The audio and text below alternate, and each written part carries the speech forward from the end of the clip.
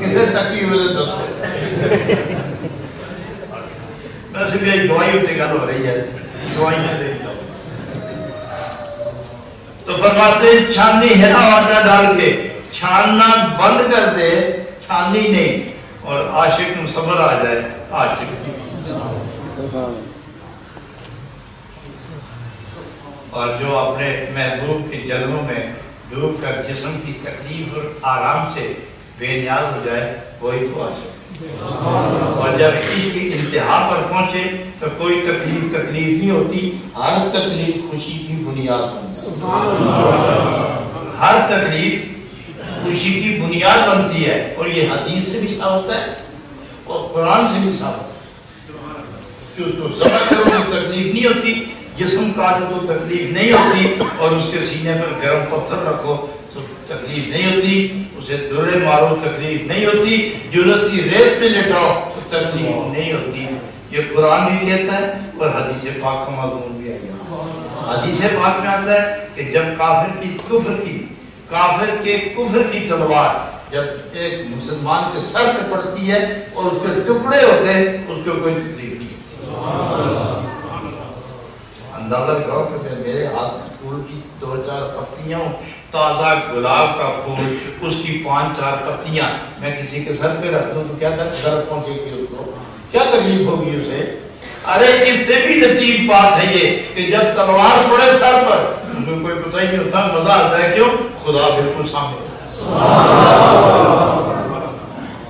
خدا کے جلوے سامنے ہوتے، تکلیف نہیں ہوتی، بالکل نہیں ہوتی تکلیف. اگر ایسی بات ہوتی تو حضرت بلال کتنی تکلیفیں اٹھا کے گئے مگر اف تک نہ کی اپنے محبوب کا نام لیتا. اللہ.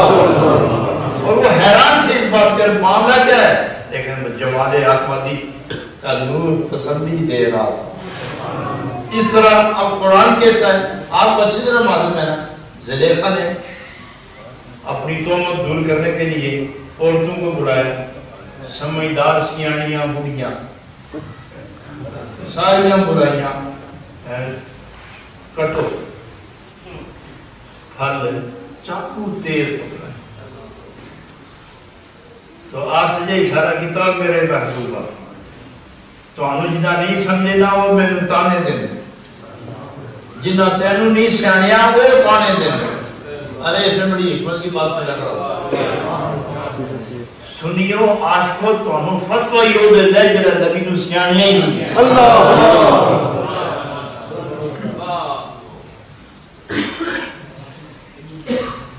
میں اشارہ کر سا نا اندر آئے تھوڑی خاطر ہی تے میں گالیاں لگدی ہیں، تھوڑی خاطر ہی تے تانے لگدے، تھوڑی خاطر ہی تے گالیاں دے تیر بجدے.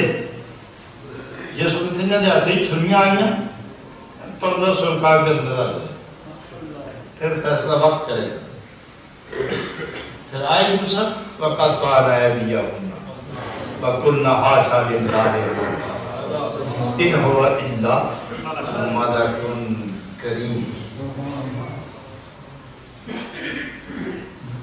وارفتگی میں، بے ہوشی میں ہو گئی، وہ انگلیاں کاٹ گئی، خون بہ گئے، پتہ ہی نہیں. اب دیکھا پتہ ہی نہیں. میں قلنا حاشا للہ معلوم ہوا کہ جب محبوب اصلی جمال کے بے نقاب ہو کے سامنے آ جائے تو تکلیف خوشی میں بدل جاتی ہے. اس طرح وہ لوگ آپ دن بھر تکلیف میں رہے نا، آپ کو فتوے بھی لگیں گے، آپ کو بدتی بھی کہا جائے گا، مشرک بھی کہا جائے گا، بدتی بھی کہا جائے گا. ارے کہنے دے، بس یہی سمجھو کہ بے خبر ہے، یہی سمجھو کہ بے خبر ہے. جو باخبر ہوتا ہے وہ بولتا ہی کب ہے. اس لیے ارشاد ہے اِنَّا أَرْسَلْنَاكَ شَاهِدًا وَمُبَشِّرًا، میرے محبوب میں نے آپ کو اپنا گواہ بنا کر بھیجا اور اپنا محبوب بنا کر بھیجا. اور دوسری بات یہ جو آپ جلوس نکالتے ہیں صحابہ نے نکالا تھا، صدیق اکبر نے دوسرے کہا فاروق اعظم نے اعلان کیا چلو میلاد شریف مناتے ہیں. حضرات گرامی دلال چھوڑیں، موٹی بات ذہن میں رکھیں کہ وہ وقت کفر و اسلام کی جنگ کا تھا، وہ توحید کے اثبات کا وقت تھا، وہ رسالت کے اثبات کا وقت تھا، وہ قرآن کی تصدیق کا وقت تھا. اس وقت قرآن کی بالادستی، رسالت کی بالادستی اور توحید کے ثبوت پر جانیں جا رہی تھی، سر اڑائے جا رہے تھے، بچے یتیم ہو رہے تھے، عورتیں بیوہ ہو رہی تھی. اس وقت میلاد شریف امن اور خوشی کا موقع ہے، اور وہاں جنگ اور فساد اور قتل و شہادت کا زمانہ ہے. وہاں یہ جلسے منانے کی ضرورت نہیں تھی، اور جب امن کا زمانہ آیا تو خوشیوں کا دورہ آیا تو جلسے بھی شروع ہو گئے، میلاد شریف بھی شروع ہو گئے. اور میں کل بھی بیان کیا تھا، آج تک بیان کیا کہ نہیں، شاہ ولی اللہ محدث دہلوی ان کے والد گرامی شاہ عبد الرحیم رحمت اللہ علیہ وہ فرماتے کہ میں اہتمام کرتا تھا ہر سال.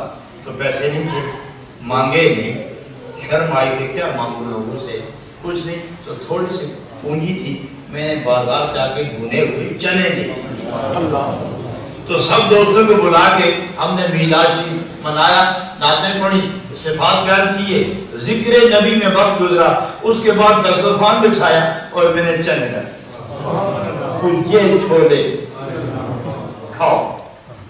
تو کسی نے جیب میں ڈالے، کسی نے لیے، کسی نے کھائے، وہ تبرک تقسیم ہو گیا. لیکن دل میں افسوس ارمان ہی مچلتا رہا کہ کاش یہ کچھ ہوتا تو آج میں قسم قسم کی چیزیں پکا کر نعتیں پڑھنے والوں کے خدمت میں پیش کرتا کہ میرے محبوب کا یہ گیت گا رہے ہیں، آج کیوں نہ نعمت لٹائی جائے. اس ارمان میں سو گئے. سحری کا وقت تھا، نبی پاک علیہ السلام خواب میں گزرے تو آپ اپنے ہاتھ میں چنے لیے ہوئے اور وہ چنے استعمال فرماتے تو ارشاد فرماتے ہیں عبدالرحیم تو نے آج جو میلاد شریف کی خوشی میں چنے تقسیم کیے ہیں نا، وہی چنے میرے پاس آئے. بہت مرتبہ سبحان اللہ، نعرہ تکبیر، نعرہ رسالت، جشن عید میلاد النبی. بہت پسند ہے مجھے یہ چنے تیرے.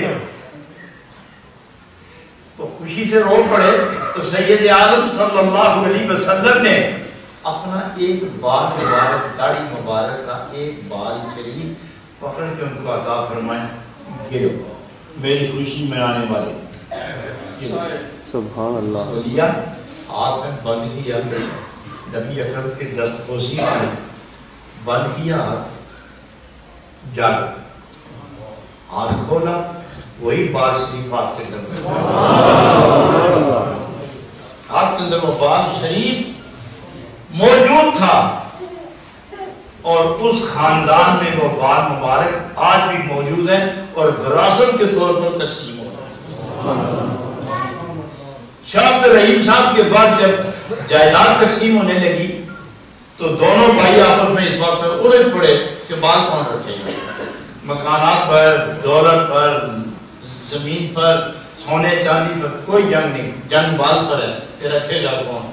تو کسی نے کہا کہ اس کے ٹکڑے دو کرتے ہیں، کیا نہ جائے کہ نبی پاک علیہ السلام کے بال مبارک کو جو ٹکڑوں میں تقسیم کر دیا جائے. حضرت شاہ ولی اللہ فرماتے ہیں میرے سامنے بال مبارک میں ٹکڑے نہ کیے جائیں، میں خوش ہوں جس طرح سے آپ رکھتے ہیں. پھر ان کے حق میں وہ آیا، سارا سونا چاندی زمین مکان تم لے لو، ایک بال مبارک مجھے. اور پڑھ کے دیکھیں واقعہ کہ حضرت امیر معاویہ رضی اللہ تعالیٰ زور سے کہو رضی اللہ تعالیٰ، آپ کے پاس نبی کریم صلی اللہ علیہ وسلم کے ناخن مبارک تھے، بال مبارک تھے اور کرتا مبارک تھا. تو جب وصال کا وقت آیا تو حضرت امیر معاویہ رضی اللہ تعالیٰ عنہ وصیت فرماتے ہیں، اے میرے غلاموں، میرے ساتھیوں، میرے نبی کے مقبول غلاموں، جب قبر میں مجھے رکھو نا تو میرے چہرے پر ناخن مبارک میرے چہرے پر رکھ، بال مبارک میرے کفن میں رکھ دینا اور کرتا مبارک میرے سینے پر رکھ دینا. مجھے کوئی نہیں پوچھے گا، کوئی نہیں پوچھے گا. تو حضرات گرامی، میلاد شریف کی خوشی منانا یہ آپ اپنی محبت کا اظہار کرتے ہیں یا خدا کے حکم پر عمل کرتے ہیں؟